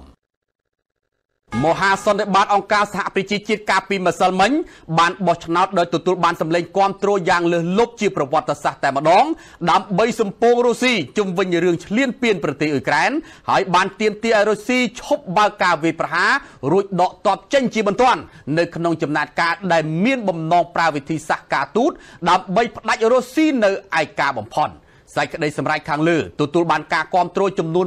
141សម្លេងពីប្រទេសជាសមាជិកមហាសន្និបាតអង្គការសហប្រជាជាតិដែលមានប្រទេសសរុប193ជាសមាជិកប៉ុន្តែមាន5ប្រទេសប្រឆាំងនិង35ប្រទេសបោះឆ្នោតអនុប្រវេសន៍ខណៈដែលរុស្ស៊ីបន្តវាយប្រហារតាមផ្លូវអាកាសនិងទម្លាក់គ្រាប់លើទីក្រុងសំខាន់រហូតធ្វើឲ្យពលរដ្ឋអ៊ុយក្រែនរាប់ម៉ឺនរាប់សែននាក់បង្ខំចិត្តភៀសខ្លួនចាកចេញពីផ្ទះសម្បែងអត្ថបទសំខាន់នៅក្នុងសេចក្តីសម្រេចនេះគឺថ្កោលទោសទង្វើឈ្លានពានរបស់រុស្ស៊ីលើប្រទេសអ៊ុយក្រែនសេចក្តីសម្រេចនេះទៀតសោតក៏ទាមទារឲ្យសហព័ន្ធរុស្ស៊ីដកទ័ពទាំងស្រុងជាបន្ទាន់ដោយគ្មានលក្ខខណ្ឌពីទឹកដីអ៊ុយក្រែនផងដែរមុនសេចក្តីសម្រេចត្រូវបានបោះឆ្នោតឯកអគ្គរដ្ឋទូតអ៊ុយក្រែនប្រចាំ UN បានទទួលការសាទរដ៏កម្រពីអង្គមហាសន្និបាតអង្គការសហប្រជាជាតិសូមបញ្ជាក់ថាក្រៅពីនេះតុលាការព្រហ្មទណ្ឌអន្តរជាតិដែលហៅកាត់ថា ICC ក៏នឹងបើកការស៊ើបអង្កេតលើចំនួននៅអ៊ុយក្រែនផងដែរដើម្បីសម្រេចថាតើវាជាឧក្រិដ្ឋកម្មសង្គ្រាមឬក៏យ៉ាងណានៅថ្ងៃប្រហ័សទី3ខែមិនិនាសង្គ្រាមអ៊ុយក្រែនឈានចូលដល់ថ្ងៃទី8ហើយការវាយប្រយុទ្ធគ្នានៅតែមានសន្ទុះខ្លាំងក្លាដដែលកងទ័ពរុស្ស៊ីវាយដណ្ដើមយកបានទីក្រុងខឺសុនដែលជាក្រុងសំខាន់មួយនៅប៉ែកខាងត្បូងអ៊ុយក្រែនចំណែកអង្គការសហប្រជាជាតិវិញឲ្យដឹងថាមានជនស៊ីវិលយ៉ាងតិចជាង200នាក់បានបាត់បង់ជីវិតហើយចំនួនជនភៀសខ្លួនបានកើនឡើងដល់ទៅជាង1លាននាក់ហើយអង្គគឹមអនជួនសេចក្តីរាយការណ៍កងទ័ពរុស្ស៊ីបានវាយដណ្ដើមកាន់កាប់យកបានទីក្រុងខឺសុនដែលជាទីក្រុងកំពង់ផែដ៏សំខាន់មួយនៅប៉ែកខាងត្បូងអ៊ុយក្រែននៅមួយសប្តាហ៍ក្រោយការផ្ទុះសង្គ្រាមបើតាមអភិបាលក្រុងខឺសុនកងទ័ពរុស្ស៊ីបានវាយចូលទៅកាន់អគារប្រឹក្សាក្រុងនិងបានប្រកាសដាក់បំរាមកោចរលើប្រជាជនក្នុងក្រុងខឺសុនដែលមានចំនួនប្រមាណជា290,000 នាក់បើទោះបីជារងការថ្កោលទោសនិងត្រូវរងទណ្ឌកម្មដោយទឹកបាក់ទំនប់ពីសហគមន៍អន្តរជាតិយ៉ាងណាក្តីក៏ប្រទេសរុស្ស៊ីរបស់លោកពូទីននៅតែបន្តការវាយប្រហារយោធាទៅលើអ៊ុយក្រែនយ៉ាងសន្ធឹកទីក្រុងជាច្រើនរបស់ប្រទេសអ៊ុយក្រែនបាននឹងកំពុងរងការបំផ្លិចបំផ្លាញយ៉ាងដំណំពីគ្រាប់មីស៊ីលនិងគ្រាប់ផ្លោងរបស់កងទ័ពរុស្ស៊ីហើយនៅថ្ងៃពុធគឺជាថ្ងៃមួយដែលអ៊ុយក្រែនរងការបំផ្លិចបំផ្លាញខ្លាំងបំផុតពីការវាយប្រហារស្របពេលដែលការវាយប្រយុទ្ធគ្នានៅតែបន្តមានសន្ទុះខ្លាំងក្លាអង្គការសហប្រជាជាតិបានប្រកាសឲ្យដឹងដែរថាមានជនស៊ីវិលយ៉ាងតិចជាង200នាក់បានស្លាប់បាត់បង់ជីវិតចំណែកឯជនភៀសខ្លួនវិញបានកើនឡើងដល់ទៅជាង1លាននាក់ហើយនៅថ្ងៃប្រហ័សប្រធានទទួលបន្ទុកជនភៀសខ្លួនរបស់អង្គការសហប្រជាជាតិគឺលោក Filippo Grandi បានប្រមានថាបើសង្គ្រាមនៅតែបន្តនោះមនុស្សចំនួនរាប់លាននាក់នឹងបន្តរត់ភៀសខ្លួនដូចគ្នាចេញពីប្រទេសអ៊ុយក្រែនលោកបានបន្ថែមដោយសង្កត់ធ្ងន់ថាចាប់តាំងតែពីធ្វើការឆ្លើយតបទៅនឹងវិបត្តិជនភៀសខ្លួនក្នុងរយៈពេល40ឆ្នាំកន្លងមកនេះលោកកម្រនឹងឃើញការភៀសខ្លួនច្រើននិងលឿនដោយក្នុងករណីសង្គ្រាមនៅអ៊ុយក្រែននេះណាដែលលោកថាពី1ម៉ោងទៅ1ម៉ោងនិងពី1នាទីទៅ1នាទីមនុស្សកាន់តែច្រើនកំពុងសម្រុករត់គេចចេញពីសង្គ្រាមដ៏គួរឲ្យភ័យខ្លាចមួយនេះតាក់ទងរឿងនេះគួរបញ្ជាក់ដែរថាក្រោយផ្ទុះសង្គ្រាមអ៊ុយក្រែនអង្គការសហប្រជាជាតិបានបដិញ្ញាចិត្តបង្កើនជំនួយមនុស្សធម៌ដល់ពលរដ្ឋអ៊ុយក្រែនជាក់ស្ដែងកាលពីថ្ងៃអង្គារអង្គការសហប្រជាជាតិនិងអង្គការដៃគូពាក់ព័ន្ធបានអំពាវនាវស្វែងរកថវិកាជាបន្ទាន់ចំនួនជាង 1.7 លានដុល្លារសហរដ្ឋអាមេរិកសម្រាប់ជំនួយមនុស្សធម៌នៅអ៊ុយក្រែននេះ នេតិព្រឹត្តិការណ៍អន្តរជាតិប្រចាំថ្ងៃរបស់វិទ្យុបារាំងអន្តរជាតិ AFE នៅថ្ងៃនេះផ្ដោតសំខាន់ទៅលើសង្គ្រាមឈ្លានពានអ៊ុយក្រែនពីសំណាក់រុស្ស៊ីជុំវិញសំណុំរឿងនេះយើងមានអន្តរាគមន៍ពីឈៀងបុប្ផាចាបុប្ផាដោយសារតែការធ្វើសង្គ្រាមឈ្លានពានអ៊ុយក្រែនរុស្ស៊ីកំពុងតែរងការថ្កោលទោសកាន់តែច្រើនឡើងនៅលើឆាកអន្តរជាតិនៅថ្ងៃពុធម្សិលមិញរដ្ឋអាជ្ញារបស់តុលាការព្រហ្មទណ្ឌអន្តរជាតិបានប្រកាសចាប់ផ្ដើមបើកការស៊ើបអង្កេតជាផ្លូវការទៅលើសង្គ្រាមអ៊ុយក្រែនចំណែកឯមហាសន្និបាតអង្គការសហប្រជាជាតិវិញបានបោះឆ្នោតគាំទ្រដោយសម្លេងយ៉ាងច្រើនលើសលប់ទាមទារឲ្យរុស្ស៊ីឈប់ប្រើកម្លាំងយោធានៅទឹកដីអ៊ុយក្រែននិងត្រូវដកទ័ពចេញជាបន្ទាន់ពីទឹកដីអ៊ុយក្រែនសំណួរនៅត្រង់ថាតើសេចក្តីសម្រេចរបស់មហាសន្និបាតអង្គការសហប្រជាជាតិនេះអាចនឹងមានឥទ្ធិពលប៉ុណ្ណាទៅលើរុស្ស៊ីបុប្ផាចាចារចនាផ្ទុយពីសេចក្តីសម្រេចរបស់ក្រុមប្រឹក្សាសន្តិសុខអង្គការសហប្រជាជាតិដែលមានលក្ខណៈបង្ខិតបង្ខំតាមផ្លូវច្បាប់សេចក្តីសម្រេចរបស់មហាសន្និបាតអង្គការសហប្រជាជាតិគឺគ្មានអំណាចទៅចាប់បង្ខំឲ្យរុស្ស៊ីនឹងត្រូវតែដកទ័ពឈប់ធ្វើសង្គ្រាមនៅអ៊ុយក្រែននោះទេក៏ប៉ុន្តែទោះបីជាគ្មានអំណាចផ្លូវច្បាប់ទៅលើរុស្ស៊ីមែនសេចក្តីសម្រេចរបស់មហាសន្និបាតអង្គការសហប្រជាជាតិកាលពីថ្ងៃម្សិលមិញដែលបោះឆ្នោតគាំទ្រដោយសម្លេងលើសលប់ដល់ទៅ141ប្រទេសនឹងរចនានឹងធ្វើឲ្យរុស្ស៊ីនេះកាន់តែឯកោនៅលើឆាកអន្តរជាតិជាប់ទណ្ឌកម្មសេដ្ឋកិច្ចរបស់ប្រទេសលោកខាងលិចហើយឥឡូវត្រូវមកឯកោរងការរិះគន់ខ្លាំងនៅក្នុងសេចក្តីសម្រេចរបស់មហាសន្និបាតអង្គការសហប្រជាជាតិនេះគឺមិនមែនជារឿងល្អនោះទេសម្រាប់មុខមាត់របស់រុស្ស៊ីម្យ៉ាងធ្វើឲ្យរុស្ស៊ីឯកោបាក់មុខនៅលើឆាកអន្តរជាតិនេះរចនាក៏ជាយុទ្ធសាស្ត្រការទូតដ៏សំខាន់មួយដែររបស់ប្រទេសអ៊ុយក្រែនចាប់តាំងពីប្រធានាធិបតីរុស្ស៊ីលោកពូទីនបញ្ជូនទ័ពទៅធ្វើសង្គ្រាមឈ្លានពានអ៊ុយក្រែនភាគីអ៊ុយក្រែនគឺបានប្រើគ្រប់វេទិកាអន្តរជាតិទាំងអស់ដើម្បីដើរបញ្ចុះបញ្ចូលសហគមន៍អន្តរជាតិនឹងឲ្យថ្កោលទោសដាក់ទណ្ឌកម្មលើរុស្ស៊ីជាក់ស្ដែងក្រៅតែពីជំរុញឲ្យមានសេចក្តីសម្រេចរបស់មហាសន្និបាតអង្គការសហប្រជាជាតិបោះឆ្នោតចេញជាសេចក្តីសម្រេចទាមទារឲ្យរុស្ស៊ីដកទ័ពចេញជាបន្ទាន់ពីអ៊ុយក្រែននោះគឺថាភាគីអ៊ុយក្រែនរចនាកំពុងតែផ្ដើមយុទ្ធនាការការទូតយ៉ាងសកម្មផងដែរនៅក្រុមប្រឹក្សាសិទ្ធិមនុស្សនៅទីក្រុងហ្សឺណែវនៅក្រុមប្រឹក្សាសិទ្ធិមនុស្សរបស់អង្គការសហប្រជាជាតិគឺថាអ្នកតំណាងទូតអ៊ុយក្រែនត្រូវបានគេទះដៃស្វាគមន៍គ្រប់ពេលនៅពេលដែលលើកនិយាយអំពីករណីឈ្លានពានរបស់រុស្ស៊ីនៅក្នុងទឹកដីអ៊ុយក្រែនពលគឺផ្ទុយពីអ្នកតំណាងរុស្ស៊ីវិញដែលត្រូវសមាជិកមួយចំនួនរបស់ក្រុមប្រឹក្សាសិទ្ធិមនុស្សរបស់អង្គការសហប្រជាជាតិនឹងបែរខ្នងដើរចេញមិនព្រមស្ដាប់នោះឡើយនៅពេលដែលឡើងនិយាយនៅក្រុមប្រឹក្សាសិទ្ធិមនុស្សនៅក្រុមប្រឹក្សាសិទ្ធិមនុស្សភាគីអ៊ុយក្រែនគឺកំពុងតែដាក់បញ្ចុះបញ្ចូលឲ្យប្រទេសសមាជិកនឹងបោះឆ្នោតយល់ព្រមអង្គការសហប្រជាជាតិបើកយន្តការស៊ើបអង្កេតពិសេសមួយស្ដីពីការរំលោភសិទ្ធិមនុស្សរបស់ទាហានរុស្ស៊ីនៅទៅលើប្រជាជនស៊ីវិលអ៊ុយក្រែននិយាយជារួមទៅរចនាទោះបីជាអ៊ុយក្រែននឹងមិនសូវជាមានសមត្ថភាពកងទ័ពធ្វើឲ្យរុស្ស៊ីនឹងចុះចាញ់នៅសមរភូមិប្រយុទ្ធក៏ប៉ុន្តែអ៊ុយក្រែនគឺបានប្រើយុទ្ធសាស្ត្រការទូតដើម្បីធ្វើឲ្យរុស្ស៊ីនេះចុះទត់ទ្រោមជាប់ទណ្ឌកម្មសេដ្ឋកិច្ចហើយនឹងបាក់មុខឯកោនៅលើឆាកអន្តរជាតិក្រៅតែពីឯកោនៅឆាកអន្តរជាតិដែររចនារុស្ស៊ីក៏កំពុងតែប្រឈមផងដែរទៅនឹងសំណាញ់ច្បាប់នៅបន្ទាប់ពីរដ្ឋអាជ្ញានៃតុលាការព្រហ្មទណ្ឌអន្តរជាតិនឹងបានប្រកាសបើកការស៊ើបអង្កេតជាផ្លូវការទៅលើសង្គ្រាមនៅទឹកដីអ៊ុយក្រែនរចនាជាបុប្ផាតាមធម្មតាទម្រាំអាចបើកការស៊ើបអង្កេតរដ្ឋអាជ្ញាតុលាការព្រហ្មទណ្ឌអន្តរជាតិត្រូវការពេលវេលាយូរណាស់តាក់ទងទៅនឹងសង្គ្រាមអ៊ុយក្រែនហេតុអ្វីបានជារដ្ឋអាជ្ញាសម្រេចបើកការស៊ើបអង្កេតលឿនខ្លាំងម្ល៉េះចា៎ចារចនានិយាយត្រូវកន្លងមកដើម្បីបើកការស៊ើបអង្កេតទៅលើករណីឧក្រិដ្ឋកម្មសង្គ្រាមឬក៏សង្គ្រាមប្រឆាំងមនុស្សជាតិណាមួយគេត្រូវការចំណាយពេលវេលាយូរណាស់ជាក់ស្ដែងរដ្ឋអាជ្ញាគឺត្រូវដាក់ពាក្យសុំការអនុញ្ញាតពីចៅក្រមរបស់តុលាការព្រហ្មទណ្ឌអន្តរជាតិជាមុនសិនគឺទើបអាចមានសិទ្ធិបើកការស៊ើបអង្កេតណាមួយទម្រាំតែចៅក្រមឆ្លើយមកយ៉ាងណានោះគឺថាគេត្រូវរងចាំយូររាប់ខែឬក៏រាប់ឆ្នាំក៏ប៉ុន្តែសម្រាប់ករណីសង្គ្រាមនៅអ៊ុយក្រែនវិញដំណើរការស៊ើបអង្កេតគឺបានចាប់ផ្ដើមលឿនខ្លាំងមែនទែនពីព្រោះថារដ្ឋអាជ្ញានៃតុលាការព្រហ្មទណ្ឌអន្តរជាតិលោកការីមខាននឹងមិនចាំបាច់រងចាំភ្លើងខៀវពីចៅក្រមនោះទ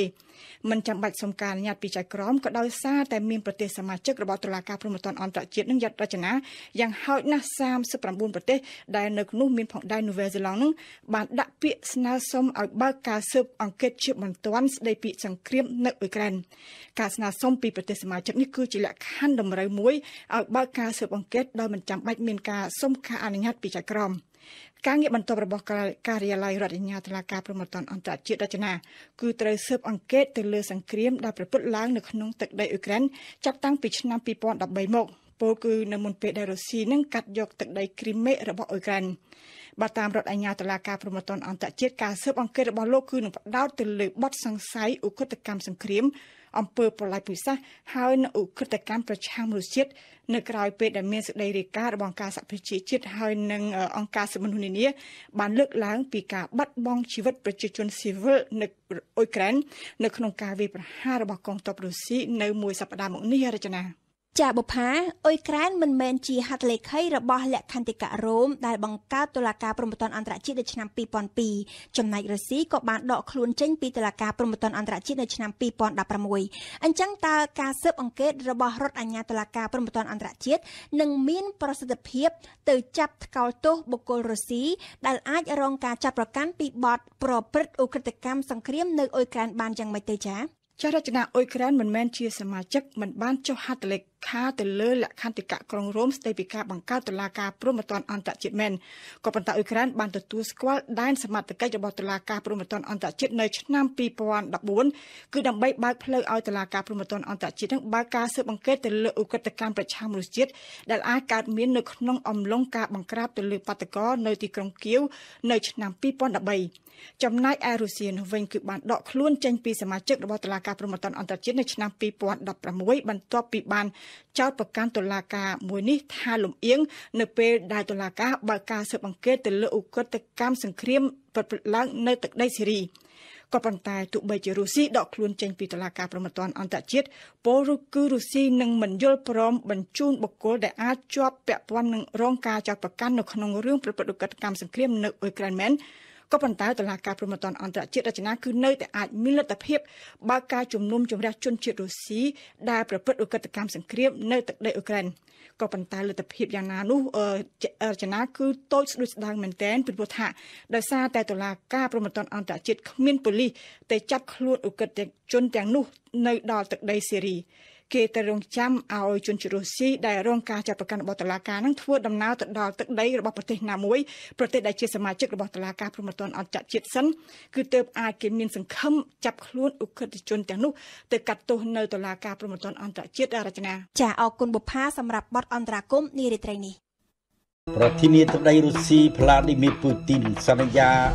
វាយកំទេចរចនាសម្ព័ន្ធយោធារបស់អ៊ុយក្រែនឲ្យអស់ទោះជាការចរចាចាប់ផ្ដើមក៏ដោយតែប្រធានាធិបតីអ៊ុយក្រែនឯណោះវិញបានប្រកាសថាកងទ័ពស្ម័គ្រចិត្តបរទេសចូលមកដល់ទឹកដីរបស់លោកមាន 16,000 នាក់ហើយនៅពេលនេះសង្គ្រាមនៃការឈ្លានពានពីសំណាក់កងទ័ពរុស្ស៊ីជាមហាអំណាចយោធាធំទី2នៃពិភពលោកវាយលុកប្រទេសអ៊ុយក្រែនបានឈានដល់សប្តាហ៍ទី2ហើយនៅថ្ងៃនេះការវាយប្រយុទ្ធគ្នាកើតមានពីពេញប្រទេសទោះបីតំបន់ខ្លះត្រូវបានរាយការណ៍មកថាកងទ័ពរុស្ស៊ីមានព្រៀបក្នុងការវាយកាន់កាប់ក៏ដោយនោះប៉ុន្តែការរួលចូលដើម្បីកំទេចរចនាសម្ព័ន្ធរដ្ឋាភិបាលអ៊ុយក្រែននៃប្រធានាធិបតីសេឡែនស្គី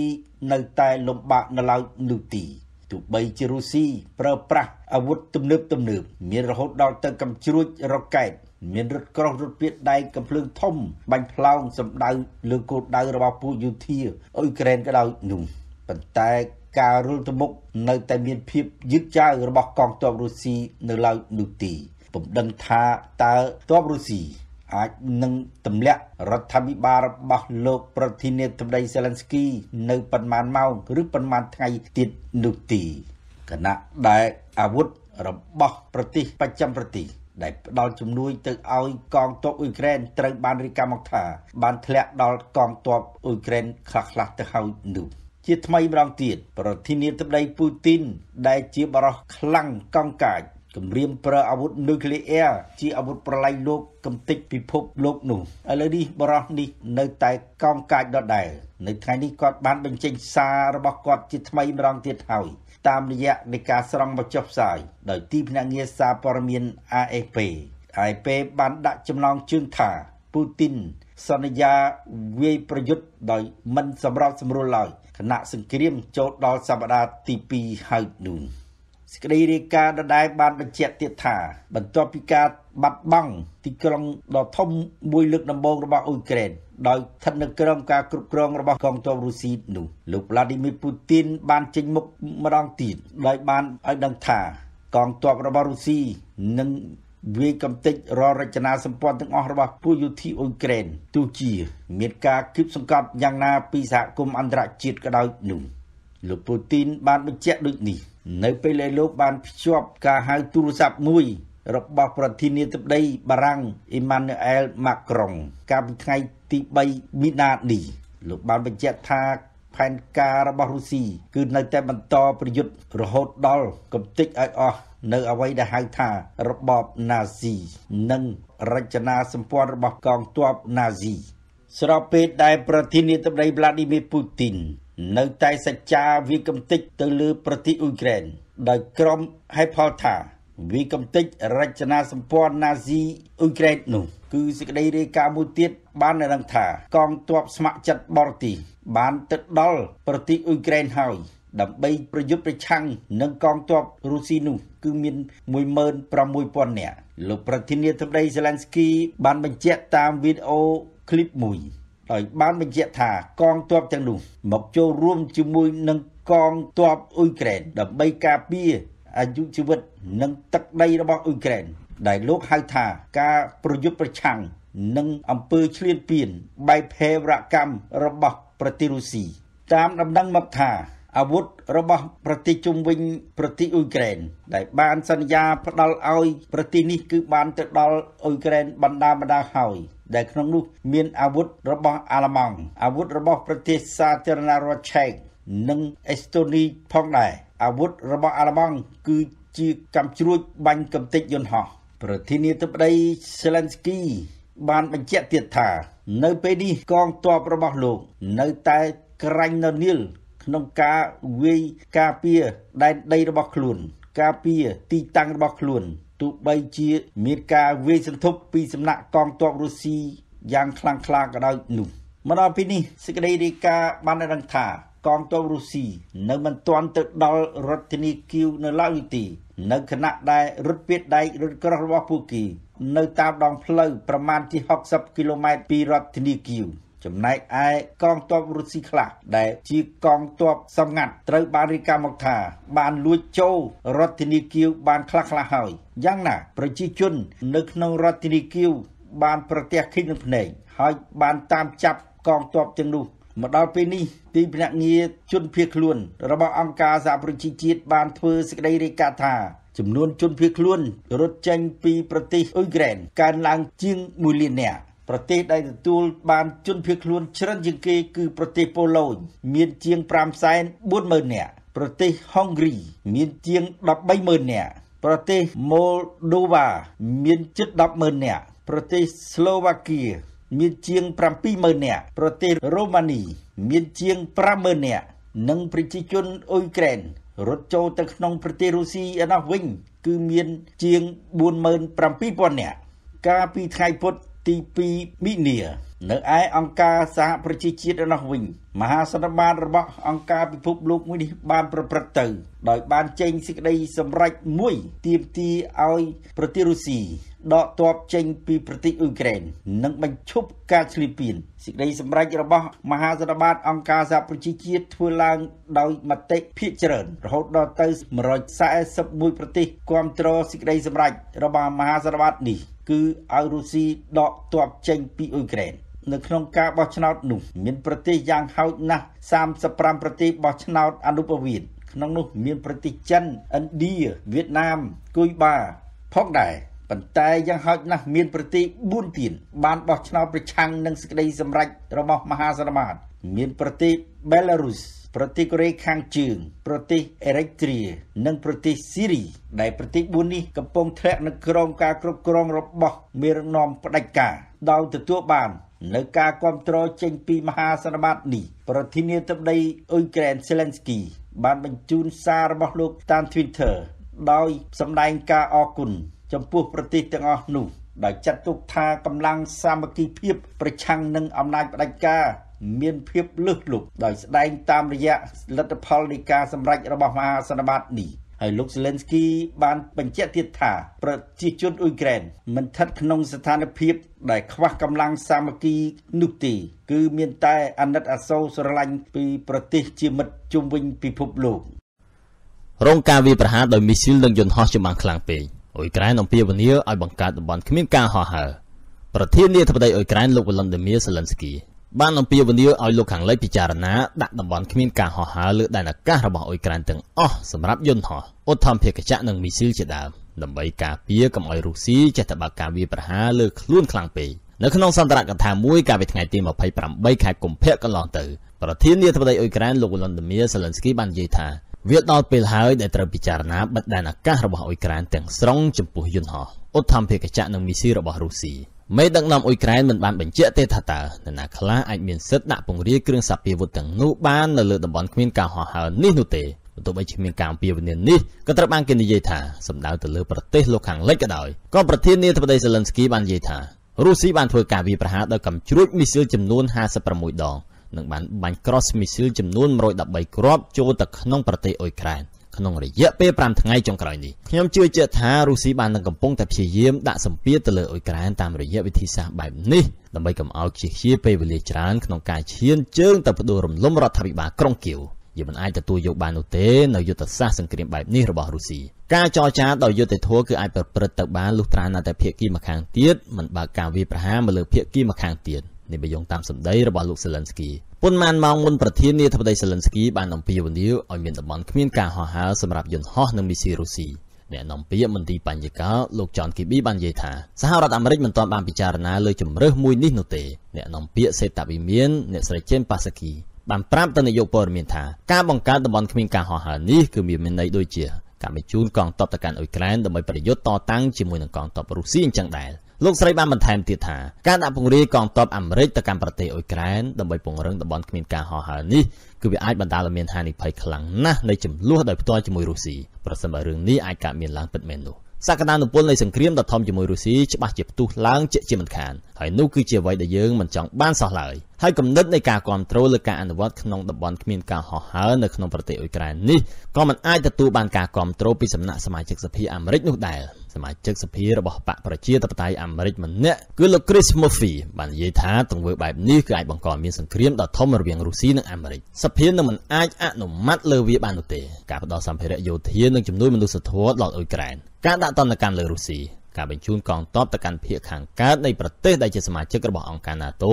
គឺជាចលនាមួយដ៏ត្រឹមត្រូវបំផុតទោះបីជាយ៉ាងណាក៏ដោយសង្គ្រាមដោយផ្ទាល់រវាងមហាអំណាចនុយក្លេអ៊ែរទាំងពីរគឺមិនមែនជាការចង់បានរបស់យើងនោះឡើយនេះបើតាមសម្ដីរបស់លោក Chris Murphy ការអំពាវនាវរបស់លោកប្រធានាធិបតី Zelensky បានកើតមានឡើងនៅពេលដែលមន្ត្រីអ៊ុយក្រែនបាននិយាយថាទីតាំងរបស់ពួកគេគឺនៅតែបន្តការវាយប្រហារដោយកងកម្លាំងយោធារបស់រុស្ស៊ីដែលបានបាញ់ផ្លោងចេញមកពីគ្រប់ទិសទីទន្ទឹមនឹងនោះក្រសួងការពារជាតិរុស្ស៊ីបានអះអាងថាខ្លួនទទួលបានផលយ៉ាងខ្លាំងតាមរយៈការវាយប្រហារតាមផ្លូវអាកាសលើអ៊ុយក្រែនអ្នកនាំពាក្យក្រសួងការពារជាតិរុស្ស៊ីលោក Igor Konashenkov បាននិយាយកាលពីថ្ងៃទី28ខែកុម្ភៈកន្លងទៅថាកងទ័ពអាកាសរុស្ស៊ីកំពុងទទួលបានឧត្តមភាពតាមផ្លូវអាកាសលើទឹកដីនិងទាំងលើមូលដ្ឋានទ័ពរបស់អ៊ុយក្រែនរុស្ស៊ីត្រូវបានចាប់ប្រកាន់ពីបទបន្តការបាញ់កាំភ្លើងធំនិងបើកការវាយប្រហារតាមអាកាសយ៉ាងសន្ធប់លើប្រទេសអ៊ុយក្រែនខណៈដែលគណៈប្រតិភូភាគីទាំងពីរកំពុងតែចូលខ្លួនមកអង្គុយតុចរចាគ្នា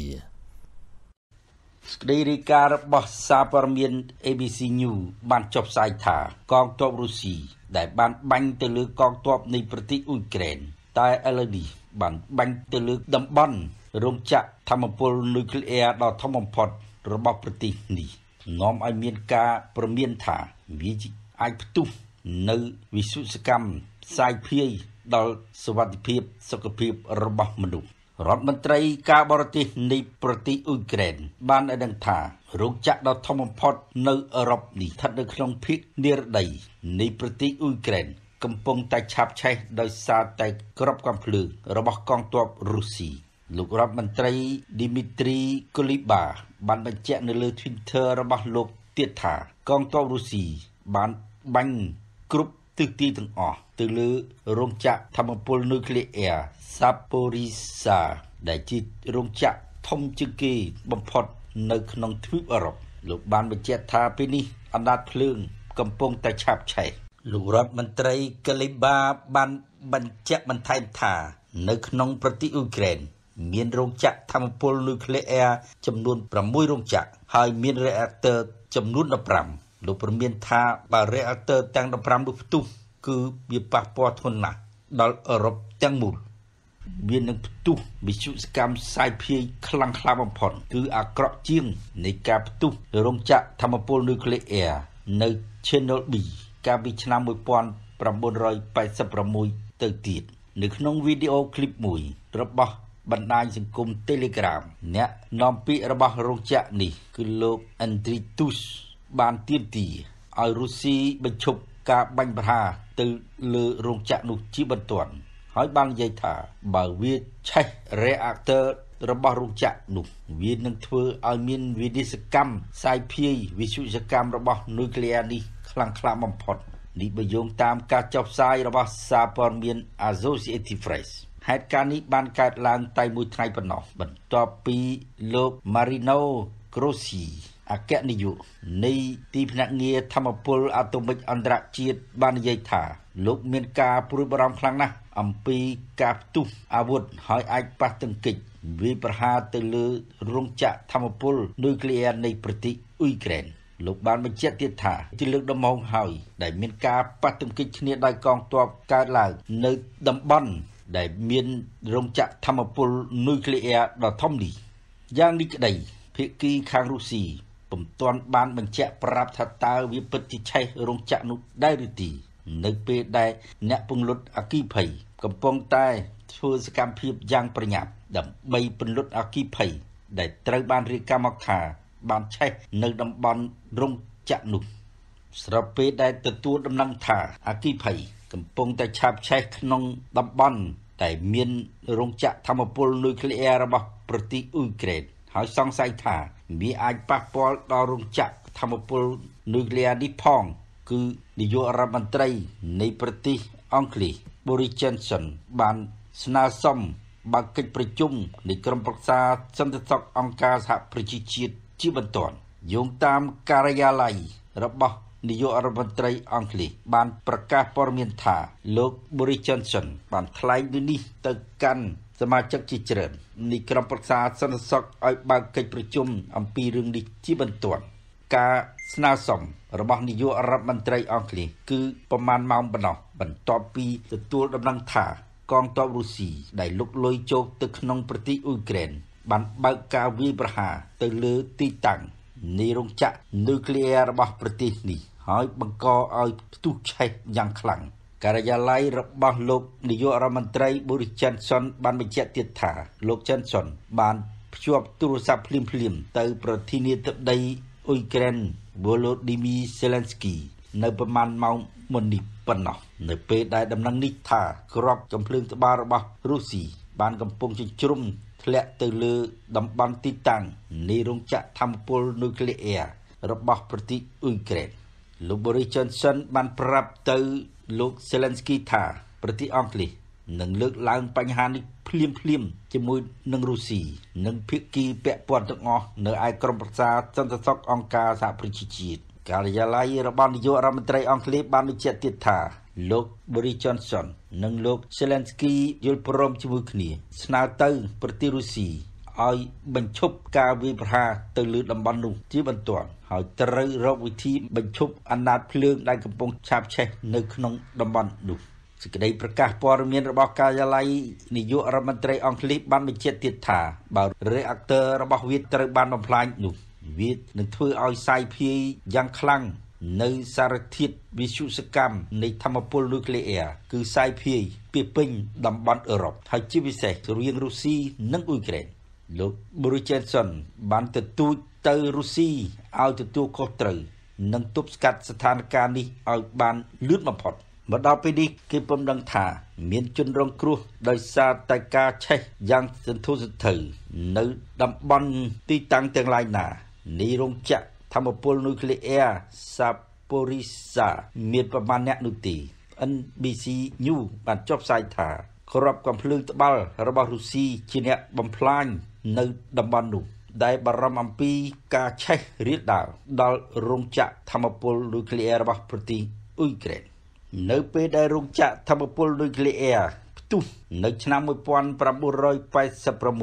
នៅឈើណូប៊ីលនៅពេលនោះមនុស្សស្លាប់ភ្លាមចំនួន30នាក់ហើយបន្ទាប់មកទៀតអ្នកពន្លត់អគ្គិភ័យជាច្រើនអ្នកក៏ត្រូវបានរាយការណ៍មកថារយៈពេលប្រមាណខែក៏បានស្លាប់ផងដែរដោយសារតែការសាយភាយវិសុសកម្មនៅពេលនោះសហភាពសូវៀតដែលប្រទេសអ៊ុយក្រែនស្ថិតនៅក្រោមសហភាពសូវៀតបានជន្លៀសប្រជាជនចេញពីតំបន់នោះឲ្យឆ្ងាយបំផុតគឺប្រជាជនប្រមាណជា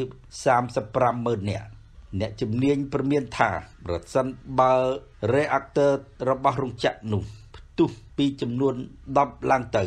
វានឹងធ្វើឲ្យការសាយភាយវិសុសកម្មអាចធ្លាយពេញពេញអឺរ៉ុបគឺវាស្របនឹងការព្រមានរបស់ប្រធានាធិបតីអ៊ុយក្រែន Zelensky ដែលបានព្រមានថារោងចក្រថាមពលនុយក្លេអ៊ែរនៃប្រទេសអ៊ុយក្រែនមាន reactor ចំនួន15បើផ្ទុះ reactor ទាំងអស់នោះគឺវិសុសកម្មសាយភាយពេញពេញអឺរ៉ុបដូចនេះហើយបានជានាយករដ្ឋមន្ត្រីនៃប្រទេសអង់គ្លេសដែលទទួលដំណឹងបានមុនគេបានស្នើឲ្យមានកិច្ចប្រជុំជាបន្ទាន់នៅឯក្រុមប្រឹក្សាសន្តិសុខអង្គការសហប្រជាជាតិតាមដំណឹងចុងក្រោយបានឲ្យដឹងថា